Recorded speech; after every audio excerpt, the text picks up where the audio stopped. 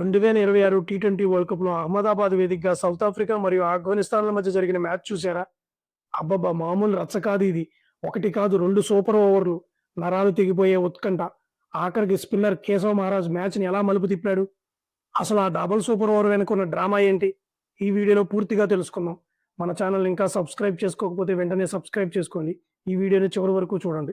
నిజానికి south Africa ఈజీగా గెలవాల్సిన match ఇది. లుంగి ఎంగిడి అద్భుతమైన బౌలింగ్‌తో 3 వికెట్లు తీసి ఆఫ్ఘనిస్తాన్‌ని కట్టడి చేశాడు. కానీ ట్విస్ట్ ఎక్కడ వచ్చిందంటే రబాడా వేసిన లాస్ట్ ఓవర్‌లో. రబాడా ఆఖరి ఓవర్‌లో నో బాల్స్, వైడ్స్ వేసి ఏకంగా 12 పరుగులు సమర్పించుకున్నాడు.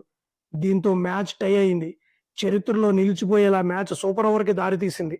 మొదట సూపర్ ఓవర్‌లో బౌలింగ్ చేయడానికి ఎంగిడి వచ్చాడు. కానీ 17 పరుగులు ఇచ్చేశాడు.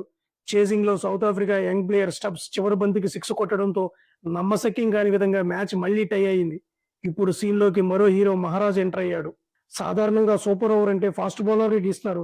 కానీ కేశవ్ మహారాజ్ మాత్రం కోచ్ చుక్రీ కెన్రేడ్ వైపు చూసి బాల్ నాకివ్వండి అని సైగ చేశాడట. మహారాజ్ ఏమన్నాడంటే నాకు ఆ రెస్పాన్సిబిలిటీ తీసుకోవాలనిపించింది. గేమ్ రిథమ్ మార్చాలనుకున్నా అని చెప్పాడు. కానీ అక్కడ జరిగింది వేరు.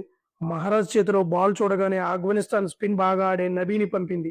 మొదటి బంతి మహారాజ్ సూపర్ డెలివరీ వేశాడు. రెండో బంతికి నబీని అవుట్ చేశాడు. అందరూ ఇక సౌత్ ఆఫ్రికా గెలిచింది అనుకున్నారు. కానీ గుర్బాజ్ గ్రీజులోకి వచ్చి చుక్కలు చూపించాడు.